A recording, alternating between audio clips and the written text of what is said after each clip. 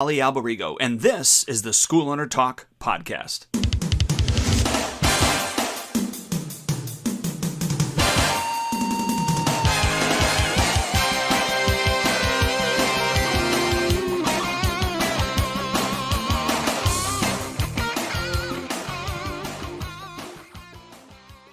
Hello again, Dwayne Brummett here with Ali Alberigo, SchoolOwnerTalk.com. Good morning, Ali.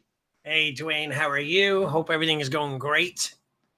Hey, this is November, and I don't know about you, but I'm rocking and rolling, man. Yeah, it's been busy. I have to say. I mean, it's I don't know if it's necessarily super busy with signups, but still my regular amount of signups and people in the funnel. Although I did this week, I'm packed with trials starting today into the weekend. And I have the rest of the month. I have a ton this month already that have booked online automatically, booked their own class. So yeah, that's going to be exciting. Hopefully this will be a good month. Isn't that nice? Yeah, it always is. You know, it's funny. It's funny. I'm doing Cardone University, right? Grant Cardone, his sales training, and it's called Cardone U or something like that. And you're doing it as well. And I've been listening, and I am also at the same time simultaneously listening to his book called The 10X Rule. And it's just interesting at how he talks, and he's like, you got to put out exceptional effort in order to get exceptional results, right? And, you got to work harder if you want to be better, and you got to train harder to be smarter, that kind of thing. And you and I had just quickly chatted about that. Like, what do school owners do? What are they doing during the day, during the week to get their lives or their schools cranking? Yeah, and so today we're going to basically talk about the day in the life of a school owner, and at least one that should I guess we could take this in a couple of different avenues. One could be the day in the life of a school owner that is not successful, a day in the life of a school owner that is mediocre, and then day in the life of a school owner that is really super successful. So because there are huge differences between the two. But before we get into that, I wanted to throw this out at you. So we ended last month in our Bradley location with 18 new members. 18 new members at our Bradley location. That's outstanding. And then, the new school, the new Lenox location, which we're only operating 2 times a week right now out of, because we're operating inside of a church right now just to build up clientele. Mm-hmm. And so that one, eight members in that one last month. So just wanted to throw that out there, rocking and rolling, man. That's great. I mean, I have a client that I coach. He's been in business for 2 months, and he signed up 44 people so far. And we were kind of setting goals as we started. We're like, okay, maybe 10 a month, and that'll take 4 months to get to the break-even point. Well, we did it in 2 months. So I think that in order for him to pay his entire overhead for his school and his personal overhead, because he was a professor who taught in college, and he's leaving that to do full-time martial arts. So I think he was like 60 students to be able to live as a full-time martial artist and make a living at it. Not just break even and, have a side hustle. Like, this would be his whole package. So he's almost there. He's like a few away from being able to make that dream a reality, which is super exciting. Yes. Yeah, it totally is. So, right. So a day in the life of the school owner. I don't know if you've found this to be true, and I think maybe this is where we can start, but in fact, well, anyways, let me just say this first, because I was going to bring up about the guitar playing person that you had coached before. Yeah. But anyways, because you play guitar. But anyhow, I think one of the biggest things is, if you want to do this full time, if you want to have a halfway meaningful or successful business to not only make an impact on you and financially, but you and your students, I think you really need to decide on a daily basis what your schedule is going to look like. So what I mean by that is, obviously we create our class schedule, and some of us could use improvements in our class scheduling, which would help to make our business better. I've helped other school owners do, rework their schedule and actually allow them to service more people and make more money.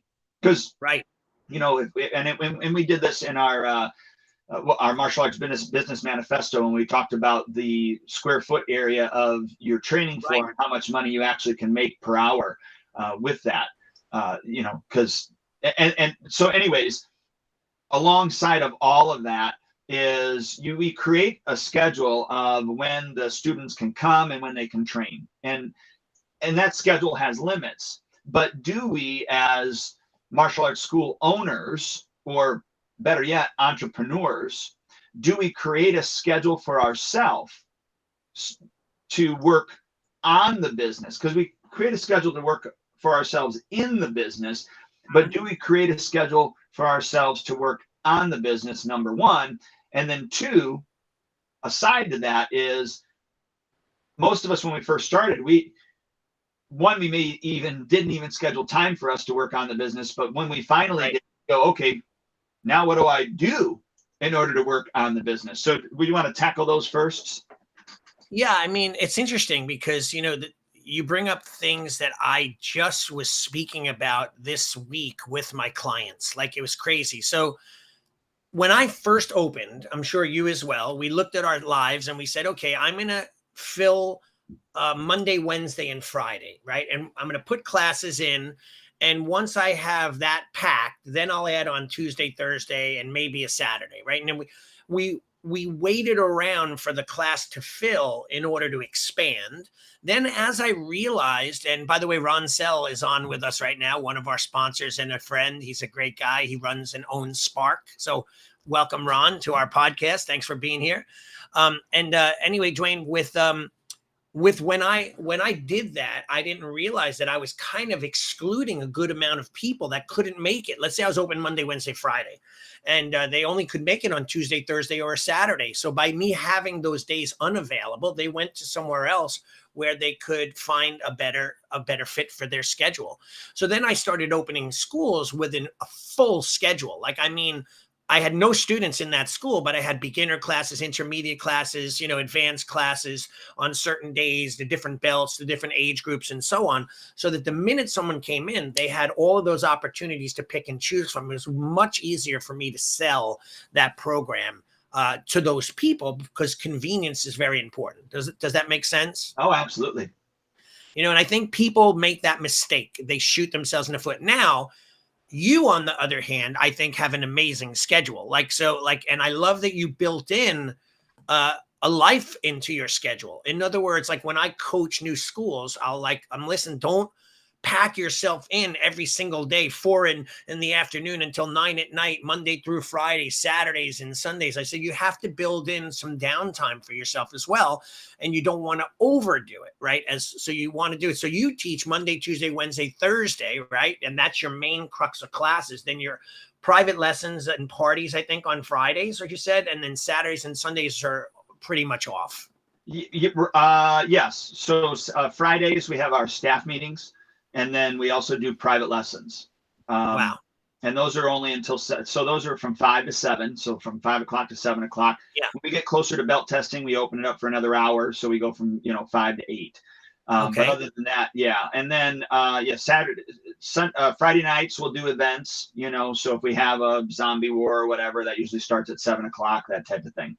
And then Saturdays are for any special events that we may have. So if we are doing, maybe a black belt pre-test or a black belt test, or we're doing birthday parties, those type of things. But mainly we're off on Saturday. We definitely off on Sunday. But what you're also referring to, I think, is all the other days that I take off throughout the year. Yeah, which is 10 weeks or 8 weeks. It's closer to 10 weeks than 8. So let's everyone who's listening understand, like, I have a few coaching clients that were open on Halloween. They're training and they're doing their thing to a small group of people that, quote, they wanted to come to class, but the others didn't, and I'm like, dude, you need to take off. You need to schedule downtime for 2 reasons. One, because it helps you recharge and your staff, right? Because you could be home and your staff could still be working, but when the dojo's doors are locked and shut for that one day, it releases you of all the pressure of making sure everything is done right. And, there's just a relaxation period in your mind for that. The other thing is, too, it releases the students from the responsibility of coming when they feel guilty about not showing up to class. Hey, we're closed on Halloween. Oh, that's great. I'm glad, because now I don't have to rush there and rush here and so on. So it's good for everyone. So don't be afraid to do that. And Dwayne is living proof that you could be closed on every holiday, on alternate days, right? And people don't hate you for it, right? They're used to it. They don't say, hey, I'm getting ripped off here. No, one is the explanation, but two, it's just the culture. So not only did we close on Monday this year because that was Halloween, we also closed on Tuesday. So we were closed Monday and Tuesday, even though Tuesday was November 1st. And that's just because my program runs either you come Monday, Wednesday, or you come Tuesday, Thursday. You're doing 2 times a week. And so a lot of the holidays like, Memorial Day, Labor Day, those type of things fall on a Monday. Columbus Day, fall on a Monday. So we end up taking Monday and Tuesday off. And honestly, last month we took off Columbus Day and that following Tuesday. And then, we also took Halloween off, which was the 31st, and then November 1st off, which was a Tuesday as well. So we closed for both. So we were closed 4 days in the month of October. Yeah, I was closed 3. I had my Black Belt Club, which is only for Black Belt Club members, on the last open Monday, which was the week before Halloween. Then I was closed on that Friday for my Halloween party. So I was off 3 days as well. You were off 4. So again, people just said, oh, you're closed? Okay, great. We'll see you tomorrow. Like that, I've never had anyone go, hey, I'm paying for that class. Like, it's never been an issue with that. I've had people in the past when I did not do a good explanation of what your tuition pays for. Right. And I think that's the key. Once you really describe what that is and you get them to know that, then there you go. In fact, I think we do a phenomenal job, but there probably is 0.5% of the population that sometimes when we close for the longer times, like 2 weeks for Christmas and New Year's, or even a week for spring break, or the 4th of July holiday, we'll have somebody text us, hey, I'm still paying this week, because we do weekly payments, right? Right. I'm still paying this week and we're not coming. Well, we've set it up in Spark, an SMS reply that has all that information in it. So we don't have to, re-educate the program director on what to type and send, or the head instructor, whoever gets to it. All we do is we just hit the reply button. We select the one, that it's labeled correctly, and we send it off. And then that does the explanation. So that's awesome. And then there's a video that's attached to that. So in case they don't understand the text, they can watch me explain it in the video.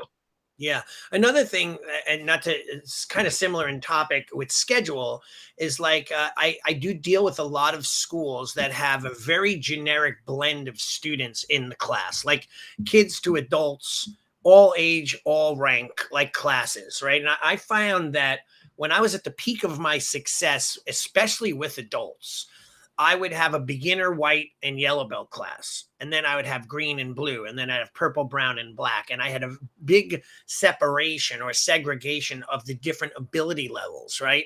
And I think that people don't realize how important that is at times. It's like, you can't, like, I don't think I would definitely, as an adult, not want to train with a kid in my class that's 4 or 5, that's, getting yelled at, or it just doesn't blend. So I think that people have to be careful with understanding that, yes, we're a family school, but it doesn't mean that we have to train with every age group in that class. There's certain levels of intensity or topics that should be discussed with adults or teens that won't be discussed with kids. And it very much waters down your system when you can't, you can't separate that out. Even if the adults are on that side of the room and the kids are on that side of the room, it's still a different feel. So be careful with that blend in your classroom as well. What's your age breakdown in your school? Yeah, so we have a 3 and 4-year-old class, a 5 and 6-year-old class, and then we do 7 and up. But I would say almost 100% of my adults are parents. In fact, I think I only have one adult that has nobody in there, and he's almost at black belt now anyways. So, and now, has that hindered us getting adult students? Probably. Right. It's probably hindered us from getting adult students. Yeah. But that personally, that's never been a big population for me. That is not my target market. I really, really enjoy teaching kids. It's again, not that adults don't need martial arts, Right. but that's just not who I am and who the Yeah. So studio is. that's your school. Your school is more of a kid-based, teen-based school. I teach everything from 2 years old on up to adults. I have a good following in the adult population. But what I've found too is like a lot of schools will complain they don't have adults. They want adults, but they don't have them. But you can't have adults training with kids. It's just not, no adult wants to get away from their house and go to a place to, get rid of stress to train around kids when they just left their kids at home, right? Like they want to have their own adult time, that kind of thing. So I think that that's a big mistake for many people, that they don't have those separations. But so that's important when you're looking at your schedule. You have to look at that. And another thing too, is I'm working with one of my clients right now. We're looking at their attendance trends are down on certain days. So like I said, the way to figure that out, of course it could be coincidental, could be the weather, could be the holidays. However, I think that it's super important to be able to look at that and say, is this group a group that I don't have many students in? Let's just say like Thursdays are black belt classes and I get no attendance. Well, how many black belts do you have? 3. Okay, well, you can't do an entire night just for those black belts, and there's only 3 of them in the entire population. Expect more. You get 1 to show up. Well, that's a pretty good statistic, 1 out of 3. So you got to be careful that you're not writing your schedule to work against you. You should you should always look at your schedule and analyze what classes do you need more of, what classes do you need less of, what classes do you need to shift people into, et cetera, et cetera. Well, I know like when we first began, I mean, they were all beginner classes. And then, when we started to get more students in length of time, then we basically just did a beginner, or excuse me, we call it what did we call it? I think a lower belt and an upper belt class segment. Okay. And by that time, we maybe had, 6 to 7 different ranks. And, we broke it up. The first 3 were in one, and the next 3 were in the other, that type of thing. And then when we started to get bigger, then we opened up another class and we just said beginner, intermediate, and advanced. Right. Broke those up, and so that's where we've stayed. We have beginners, intermediate, advanced, and then black belt. And then I do have a first degree only black belt class on Monday, Wednesday nights. And then I have a second and third degree and up, black belt class on Tuesday, Thursday nights. But we had to evolve to that. Our schedule had to change over time based upon the needs, like what you're talking about, based upon the needs of the studio and also the students. Yeah. And again, I think that as you grow, you have to always continually be adjusting to that. Like I never thought I'd have I never didn't think or imagine that I could have, but I didn't think ahead that I would have a black belt population, that I would need black belt classes, and that I would have to specifically teach brown and black belts, right? Because you start off, everyone's just starting from scratch, Right. So that's different. So that's cool. So anyway, we were talking about our day to day. I mean, I'm not sure with you, but I've found that from the Cardone University and Grant Cardone's book, 10X Rule, I keep hearing him say stuff like, if you want to be mediocre, do mediocre things. If you want to be a success, you have to really push hard. And that's what you had said before, where certain school owners, I don't know if we said it online or we were chatting before we started, but certain school owners open at 4 and they're there at 3:45. And they don't do work during the day. Maybe they have a full-time job, or maybe they're just at home doing what they do, but they're not working their school behind the scenes very much at all. So like, I hear a lot from school owners, just quickly, I'll end with this, is that, they'll say like, I don't have the time. I'm like, you have nothing but time, especially if you're a full-time school owner, and that's all you do. Well, but okay, so let's take the part-timer first, right? I don't have the time. Even full-timers, you're not making the time. Right. Number one. Let's just be real about it, because we're in control of our time to a certain extent. So I know that, when I was working full-time before the martial arts went full-time, I was working a 40-hour work week.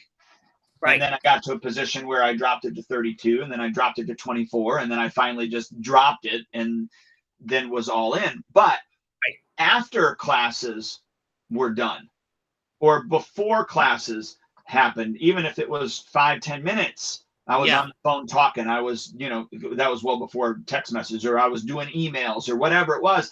I did what I could do in order to make it happen. Yeah. On the weekends, if I was off, because I worked in retail, so I wasn't always off every weekend, but just the times that I had off, I would work the business. And that's what you have to do, especially if you want to make it a full-time thing. Yeah. But you can't forget that once you make it full-time. Right. You can't get comfortable and think, okay, now I'm full-time, I don't have to. No, you have to schedule time. This is my home office, okay? Mm-hmm. Monday through Friday, I am in this office at 8 a.m. Monday through Friday, unless I'm sick. Right. I'm in this office at 8 a.m. I work from 8 to 9 with almost no interruptions, for the most part. Just because I need focused work, I can't be interrupted. Right. And then come 9 o'clock, I might start answering emails or text messages or whatever, right? And then at noon, I am done at noon. From noon to 1, I'm on lunch. I take a break. I eat. I might watch a little TV, whatever. But I get away from electronic devices, especially nowadays. Right. Right. Right. Starting at 1 o'clock, that's when I reach, and that's, the beef that you've had with me before is that's when I'll return messages and get to my emails and those type of things, just because I'm just going to do it in those times. Right. Right. And then, and then come, 3 o'clock, I would be, that's not me now, but it used to be, I would be off to the studio if I wasn't working from home. Now, back when I didn't have an office at home because all the kids lived here and I didn't have a room to do this in, I went to the office for 8 o'clock. I did the exact same thing. I left the office, came back home, noon to 1, went back to the office and worked until the classes showed up. Yeah. And so you have to schedule your work time on when you're going to work. And then inside of that, you need to block off specific times for certain activities that need to be done. Because, look, calling somebody at 9:30 at night isn't optimal for you or for them, and let alone for your business. And so phone calls need to happen during certain periods of time. It's just like I've created time blocks for my program directors. I have a program director that works Tuesday, Thursday, Friday, and another one that works Monday, Wednesday. Well, I tell them, because we've remodeled the studio. It's an open floor plan. Everything's open. When you're on that phone during the busiest times, you can't hear the other person. Right. You just can't. Thank God there's not a lot of phone calls that come in anymore. I mean, from that point. But we do have certain activities where they're on the phone calling people. Monday, Wednesday, our biggest influx of people are in the beginning of the night. And so by 5:30 at night, I told my program director, you can call starting at 5:30 all the way up to 8 o'clock, but I don't want you calling after 8 o'clock. So that's when she's supposed to call. The inverse is on Tuesday, Thursday. You can call as soon as you get in at 3:30 all the way up to 5 o'clock, but starting at 5:15 is when we start to get really busy. Right. And then I told, that, and then at 7 o'clock is a little bit, it is busy, but it's not as loud. So those time frames that I'm giving you are working around my beginners classes, because those are always loud and busy. When you get into the intermediate, advanced, and black belt classes, the parents aren't as loud. There's not as many of them sitting there. So that's when the bulk of the times are that we're going to be on the phone calling people. But you've got to create these time blocks for yourself, to get stuff done in a day, in a week, in a month, and in a year. Does that make sense? Yeah, totally. And it reminds me of my DNA that I developed, the daily necessary activities. Like, I used to try to teach my staff what to do at what times in the day. And, they had to do this in this priority of order. So in other words, we sit in the chair, sometimes we do busy work, and we do whatever feels comfortable to us. And, we have to attack the most important priority tasks first. Like, for example, have you ever watched like a survival type show? I used to watch Alone, and it was about 10 people dropped in the wilderness, and then, they only had like 3 tools, and they'd have to survive. The one who survived the longest wins $1 million, right? And I'd always get frustrated where they'd be, doing stupid things like whittling a spoon out of a tree versus one securing shelter and securing food sources and things like that, right? So think about business. Your school thrives only when you have leads coming in consistently. So now, of course, with, digital media, Facebook websites, Instagram, all this stuff, you could pretty much do that on autopilot or hire someone to do it. But I often talk to people and I say, listen, there's no reason why we should stop doing all the grassroots things, right? And I went through with one of my clients today, a huge list of things that they could be doing that on top of what they're doing, right? So that, you have to secure food. You have to secure your source. And without that source, you're going to go hungry, or your business is going to close down, or you're going to stay stagnant, and you're going to gain a few, lose a few, gain a few, lose a few. So what is it that you're going to do like today and this week to get new leads in the door? And by the way, it doesn't have to cost you money. It could be so many different, inexpensive, if not no expense type advertising that you could be doing to get your school out there, right? Well, yeah. I mean, it's getting on the phone and calling the people that you never called. Mm-hmm. I mean, come on, right? Okay, so we me, we do, and now that COVID is done, we do martial arts field trips. Right. So we bring in schools in. Looks like my camera's not focused. Yeah, it wasn't. Okay, we bring in schools. So right. Like classrooms, get on the bus, drive to our school. We do a 2-hour karate lesson with them.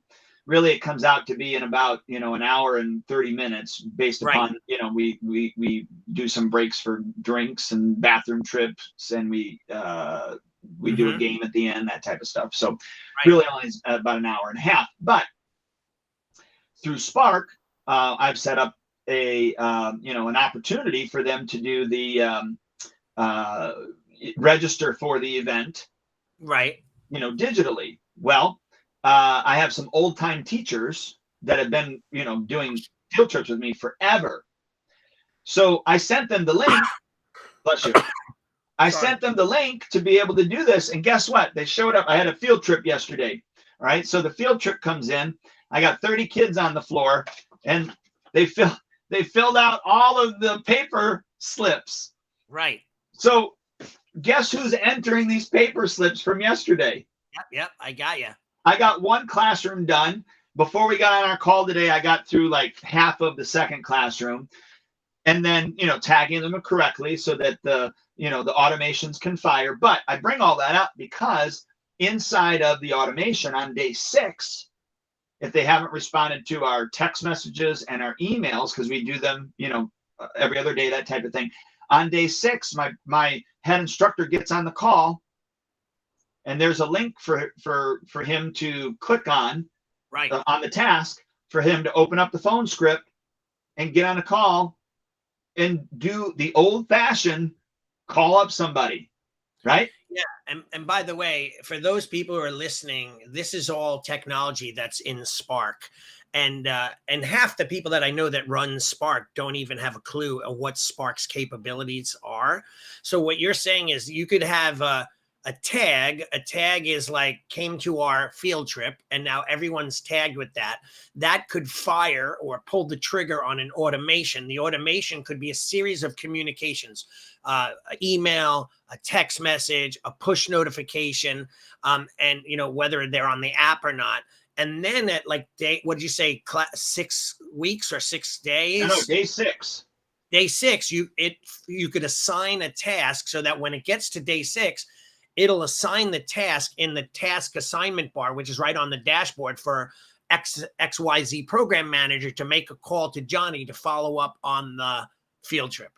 So It's like literally these are things that you and I used to pay a program manager to follow through these breadcrumb trails until they got to a certain point. Now it's hands off, and boom, the program manager sees their day and just makes that call.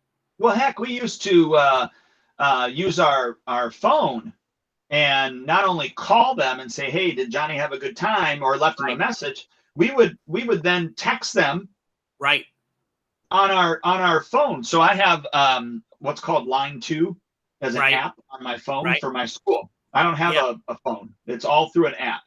Okay. I've done that for years. There's texting capability on that. And so we would actually, type that stupid text out every time, for like, we would have field trips that would bring in 60, 66, 70. I had 84 people on my floor one time for a field trip. Wow. Those were 84 entries that we had to put in, 84 phone calls, first time phone calls, 84 text messages. We had an automation for emails, so the emails would at least go out on automation. But then we would do the second phone call, 84 different phone calls. Think about how much time we actually have now, and we don't know what to do with it. Some of us didn't know what to do with the time that we had back then anyways. Yeah. So go ahead. I was going to say, one of the biggest things is you gotta, and I've already said this, you gotta block off time for you to get work done. If you don't know what needs to be done, sit down with a yellow pad and write out the things that you got to do on a daily, weekly, monthly basis, and then start prioritizing those and actually put them in to your time block. So for instance, when I'm creating, this is just me, when I create events, when I am, my creative days are Mondays and Thursdays.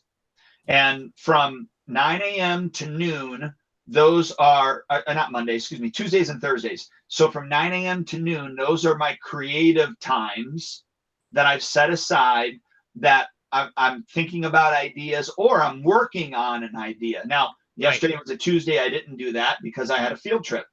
Yeah. Tomorrow is going to be a Thursday.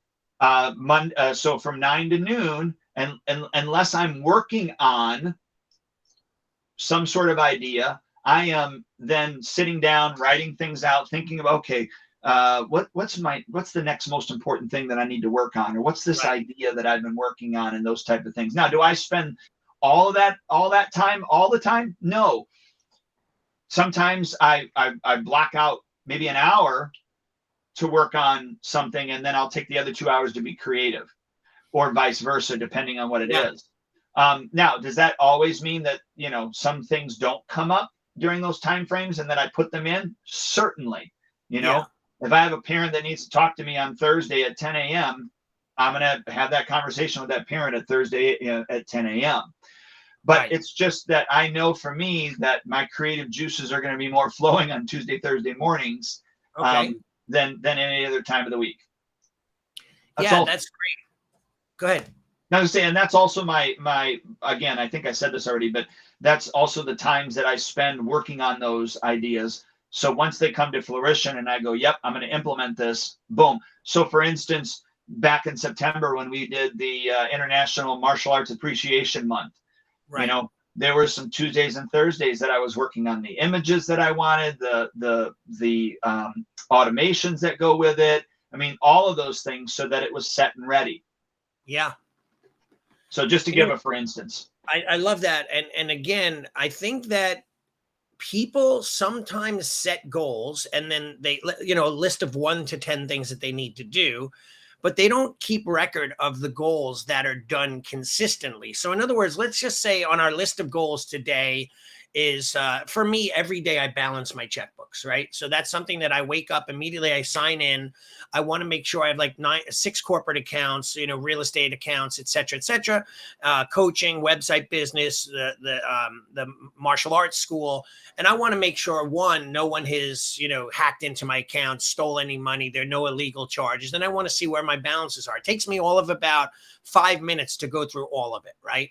I also have a second thing where I track all my bills, where I know what bills have been paid, so I can see what's been debited out and make sure that bill, they're all on automatic payment, by the way. So anyway, those are the things, like if I do that daily, I want to have that on a daily list of things to do, right? Because what'll happen is people will make phone calls and then they won't do them again for 2 or 3 weeks. And whenever I check on my clients that are Spark members, which all of my clients that I coach are, and I say, hey, it looks like you haven't done your trial class maximizer in a few weeks. Like you haven't reached out to those trials. How come? Like this is your bread and butter. Like when we talk about these survival shows and the people are not searching out food, they're going to have days that they go hungry.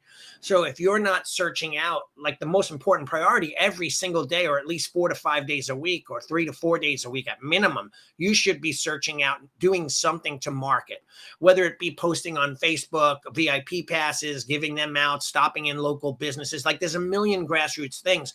And then once you do them, you should probably say, okay, maybe 1 day a week for an hour, I'm going to do that. And I'll do that on Thursdays at 9 a.m. when I wake up or when I get to my desk. And they become regular occurrences. Because I found with my program managers, they would do things 1 month and miss things the next. So I made a list of things to do on a daily basis, Monday through Friday or Saturday, and week to week. And sometimes the weeks would alter, because like week 1 of month, of the month, they would send out birthday invites and birthday cards and birthday letters for birthday parties, but they wouldn't have to do that every week because they'd get that done like in one or 2 days. Now the next week they might have a different task that's a one-off once a month. But you have to have things consistently done, or else you're never going to check those boxes and hit your numbers. And that's where, people like Grant Cardone, other people like that say, you have to be consistent. You have to be over the top. You can't be mediocre. You have to be a master, and those are things that you and I have pushed. But I even find sometimes I get in a rut. I'm like, I don't feel like it today. I'll do it another day. And being that I'm the master of my own domain, I'm the owner, the business, the person, I could make whatever choice I want. If I wanted to, I could have called you up, Dwayne, I can't do the podcast. I'm sick right now. Meanwhile, I could be watching TV all day. Like who's going to stop me? Right. So as a school owner, we have to have that discipline to be able to, if we want to grow, if we want a successful school, if you're okay with where you are, that's fine too. But I think, look, here's what I find as a motivator is let's just say let's say you spent $2,000 on advertising in the month of October. Right. And you got 20 leads. Mm-hmm. So how much are each of those leads worth? $180. Well, you spent 2,000, you got 20. That should be 100, right? Yeah. Right. Yes. Okay. So each of those leads are worth $100. Now, only 10 of them register for a trial. Mm-hmm. So those 10 are actually worth $200 each. That's how much you paid for them. Yes. And let's say, 5 of them actually come in. So you can see how you look at that and you go, oh my gosh, those 5 people are, and I don't know, I'm not gonna be able to do the math. What is it? $500 each. Right. That's a $500 investment right there on the floor. Right. Exactly. And now I'm not telling school owners to look at that as, 5 $100 bills running around your floor. That's not what I mean. I just mean that's money you spent. That's a $500 dinner. That's a car payment. That's a house payment that you could have paid, but you paid to bring them in to get this experience of your school so that they can make a decision on whether they're going to continue or not. Right. Right. Now, if only 2 of them out of the 5 decide to start with you, you just spent $1,000 each person to get them on your program, right? Right. Right. Yeah. So your cost per enrollment is $1,000. Mm-hmm.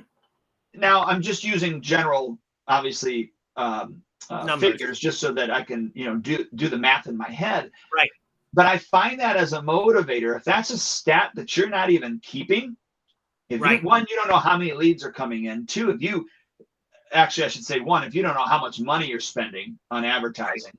Two, if you don't know the amount of leads that are coming in that actually convert to, in order for you to see, wow, I'm spending this much on per lead, and Right. and then try to work on anything in between that can bring your cost per lead down and bring your cost per enrollment down, Right.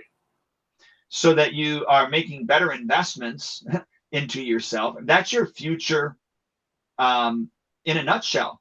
Right. I mean, if we just focused on that, Yeah. right? Yeah, that's what they call on Shark Tank cost of acquisition, right? Like when people say, "Well, how much does it cost you to get these clients? You had $1 million worth of sales. Oh, it cost me $2 million to get those clients." Okay, well, you're at a loss of $1 million, and that happens quite often, right? But yeah, you're right though, and I don't think people take into account all their advertising. They pay for their website, they pay for an advertising company, they bought VIP cards, they ran a ad in the newspaper, they have a radio show or whatever. Like all of that stuff combined together could bring your cost of leads up way high. And it's not like you could segregate and say, okay, the radio advertisement was this much and it got me nothing, so maybe you wouldn't ever advertise there again. But when you do advertise in many places, that whole global idea of marketing becomes one cost per lead, or cost of acquisition. So like, if you're spending 10,000 a month and you got, one client, that client costs you $10,000 to get them through the door. That's not something that you could kind of, keep going for that long without going out of business, right? So yeah. So I mean, that's the problem. If you don't know what to do with your time, heck, come up with that.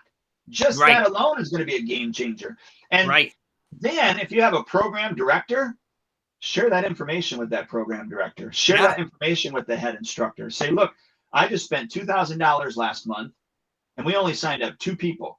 Right. Do you know that that's $1,000 person there and that's $1,000 person there that's only paying $150 a month? How long is it going to take me to take us to recoup that? Correct. Right? That's going to be 8 months, 7 months, whatever it is, to recoup that. Yeah. Well, I say too, I want to go back to events in a minute that you had mentioned before, but I also say to my clientele, like my clients in the coaching business, is like, look, if you have 30 leads sitting in your lead and trial class maximizer, just imagine, let's say you charge $100 a month, that's $1,200 a year. Imagine 30 little stacks of $1,200 sitting on the desk for you to take. If you could close them and sign them up. So how much would that be worth? How hard would you work to do that? I'll give you an example. We had just looked out, my wife wants to turn in her Nissan Altima at the end of the lease and buy a Kia plug-in hybrid, right? So we went to like 5 dealerships, right? So one dealership we went to that they said, oh yeah, we could come in and test drive. So we set up an appointment. We drive far. It's like a 30-minute ride to get there. When we come in, they go, oh, we don't have that vehicle to test drive. Would you like to try others? So we're like, we asked you specifically, do you have this car? We only wanted the plug-in hybrid, not just the hybrid, because we want to see what that one drives like. And you told us you had it. And then when we got there, it was a bait and switch. So I was pissed. We both were pissed. We walked and left. I'll never go back to that dealership again. Then we went to a few others. They followed up maybe one time. Like if it were me, and I don't know what they make commission on a car, if much, but even if it was $1,000 per car, I'd be following up consistently. Like I just reach out and go, hey, I'm the guy from the Ultimate Deal or whatever. And, you're still interested in that car? No, we bought one. Okay. And I keep them in my database. If you ever, people give up so easily and they don't really know how to sell. They don't know how to follow up and follow through. And that's your bread and butter. I hate to say it, but there's only 3 things in a martial arts school: is existing students, new students. And then of course you can include like retail and gear sales. Those are the 3 main things that you could be doing in your school. Special events as well, but the new students is the key. In order to stay growing, you have to keep putting, because there's natural attrition. Yes. In fact, as I'm talking to you right now, I had a parent just text me, how do we cancel our 12-month agreement? Just now, we haven't been able to make it. And I said, you can't cancel a 12-month agreement. You're in an agreement for a reason.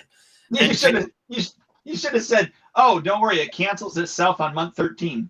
Yeah, exactly. That's true, right? Yeah. But I said, can we meet? I said, now I'm going to try to do the whole talk them into it and keep going kind of thing.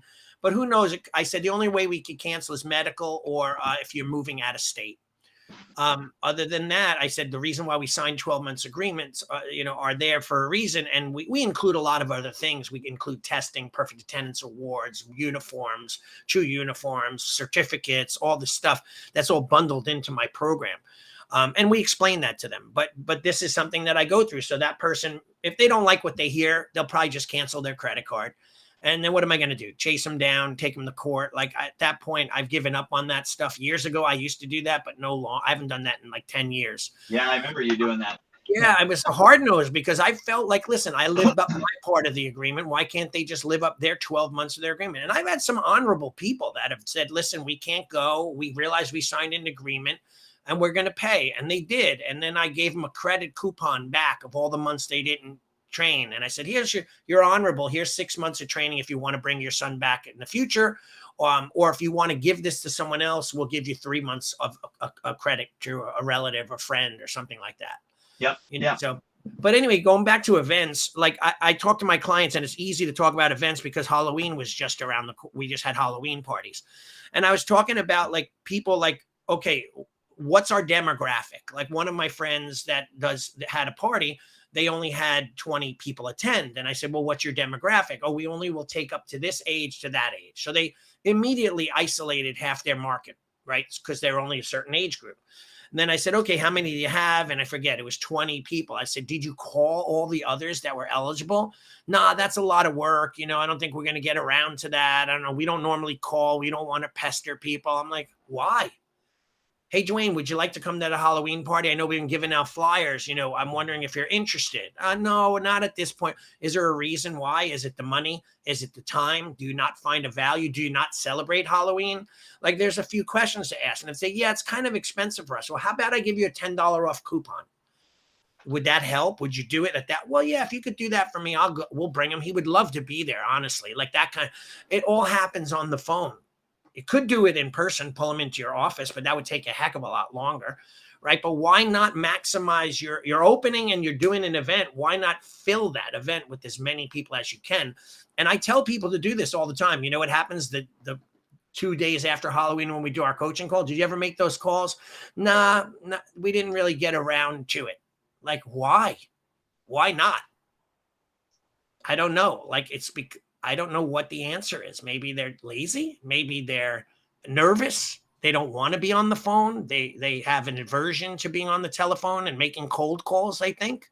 Well, I think that's par for the course nowadays, but it was like that 10, 15 years ago too. I mean, right. I remember when my cousin worked for me, mm-hmm. and she was scared to get on the phone. Right. And I mean, we rehearsed and she got really good. Right. And she actually thanked me later on, for pushing right. her to do that. But and she did it, even though she didn't want to do it. She didn't want to disappoint her older cousin. You know what I mean? Right. That was part of it. But she got on the phone and did it, but didn't want to do it. And yeah. And look, nobody likes getting on the phone and making a sale.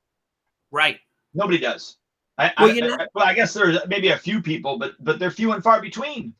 I don't like it either, but I could do it, right? But to get me to do it, if I could give it to someone else, I will, right? And because I'm the owner, I could do that. But like when it was just me, I didn't like it, but I would do it. Like I had to do it.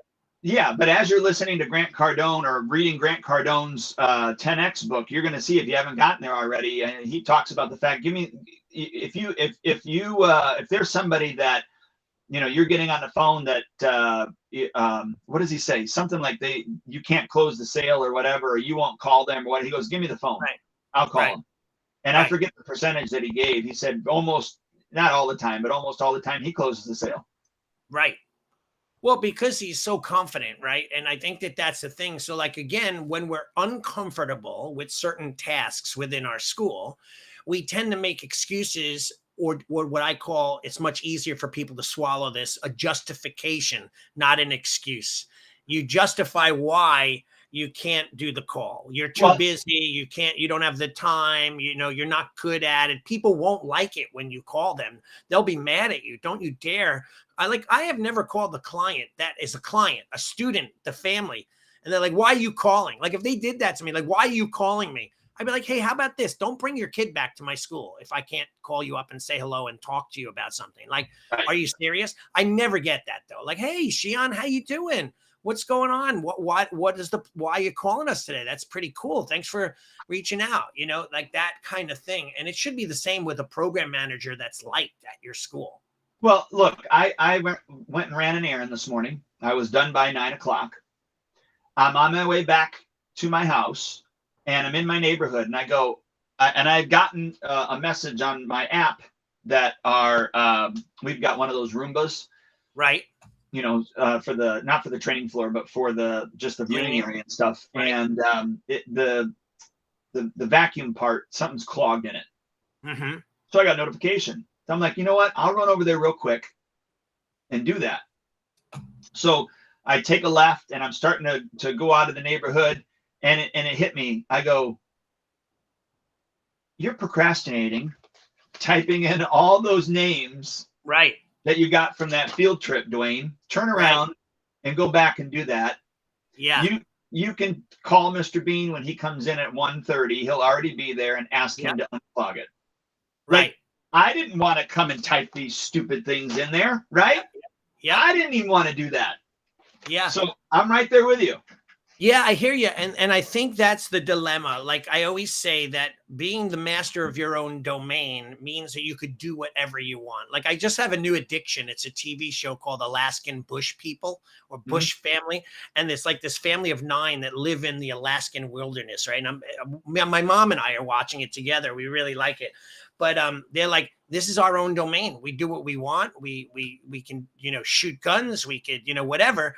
He said, but they work so hard. Like, I don't even know like how the reality show is, but like every day, if they're not fighting for food, hunting a deer, gathering water, building a structure, they're super busy because their lives depend on it. They have like 2 months before winter. They have to store up their food. Like that's the stuff that I think that are missed in our school. We don't think in the source of urgency until it's too late. Like, for example, a lot of the schools that went out of business during COVID obviously were not stocking up their, gathering their food supply, meaning clientele, money in the bank, whatever it may have been to survive in case, God forbid, something ever happened, right? So that's why a lot of businesses, they were like running on fumes. And the minute those fumes dissipated, the bottom fell out. And they had no other choice but to close. They had no resources. They were living paycheck to paycheck. And I feel bad because a lot of it could have been easily fixed if they would follow a certain discipline of a code of ethics, of work ethics, and live by a certain law running their business, right? Makes sense? It totally does. And, we use this phrase quite often. You don't know what you don't know. When I first started, especially after I bought my partners out, I didn't know anything about business. I mean, I screwed up. I mean, it's a longer story than that needs, but I was almost, if not close to $100,000 in credit card debt. I mean, that's how stupid I was. Right. And so, but in all of that, would I go back and change it? Sure, I'd love to go back and change it, but I wouldn't go back and change it if it meant that I don't know what I know now. Yeah, I hear you.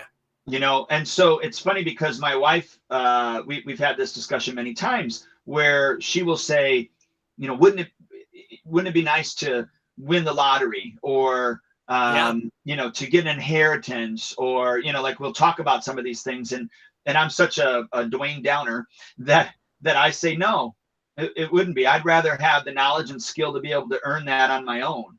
Right. Than to inherit it or win it. Now, would I turn it down? No, I wouldn't turn it down. I was just going to say, while you actually know it now, would you take the inheritance? Of course, right? Like, or the lotto or whatever, but you know how to do that. But with all that being said, the knowledge is way more important. That's kind of like when you've watched, and I've seen some of those too, those shows where, they take the business owner and then they take them out of the business and they drop them somewhere else and say, all right, Yeah. here's $100. You got to start over. What are you going to do? Right. And they do it. They get it done. Yeah, and they're not allowed to use like Grant Cardone. I sound like I'm a groupie because I'm a fan, but I'm not though. He's not like if it were like one of my rock guys that I liked or a band. I'm not like, there's certain things I love about the guy and certain things that I'm not sure of yet. I agree. I got you. Right. You know what I mean? So I'm not like I love this guy is the Dalai Lama, everything about, like that kind of thing.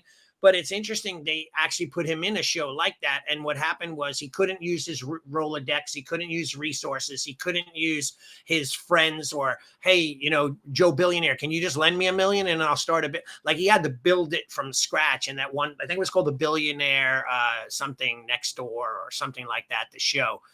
Undercover Billionaire that he did. And 2 other people did it as well alongside of him in different states. But yeah, anyway, long story short, that's where I have to ask, and we're getting low on time already, man. It's so quick. But like, what are you doing? Like a school owner is listening. We have a good group of people listening right now from all over the world, Dwayne, or all over the states, Missouri, Staten Island, Texas, Florida, Long Island, New York City. They're everywhere right now. So that's pretty cool. We have a group of people from everywhere listening in on our podcast.